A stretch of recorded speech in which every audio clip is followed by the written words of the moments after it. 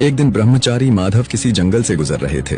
तभी अचानक उनकी नजर एक शेर पर पड़ी जो मोटी रस्सियों से बंधा हुआ था। शेर की आंखों में बेबसी थी। जैसे ही माधव पास पहुंचे, शेर धीमे स्वर में बोला, हे ब्रह्मचारी, कृपया मुझे आजाद कर दो। मैंने कई दिनों से कुछ खाया नहीं है। मैं वचन देता हूँ तुम्हारा ये उपकार कभी नहीं भूलूंगा। माधव को उस पर दया आ गई। उन्होंने बिना कुछ कहे उसकी रस्सियां खोल दी और आगे बढ़ गए।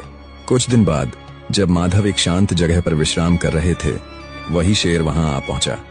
उसकी आंखें अब निर्भीक थीं और वह सीधा माधव के सामने आकर खड़ा हो गया। माधव चौंके और बोले, तुम यहाँ? तुम इस तरह मुझे क्यों देख रहे हो? शेर बोला, मेरी प्रकृति है शिकार करना और इस समय तुम सबसे आसान शिकार हो। माधव ने आश्चर्य से कहा, मैंने तुम्हें मुक्त किया, जीवन दिया और अब तुम मुझे ही खाना चाहते हो? शेर बोला, कृपा और कर्तव्य अलग चीजें हैं, जंगल का नियम अलग है। माधव ने कहा, फैसला किसी तीसरे से होना चाहिए। थोड़ी दूर जाने पर उन्हें एक तोता मिला जो एक पेड़ की डाल पर बैठा था। उन्होंने पूरी बात तोते को सुनाई।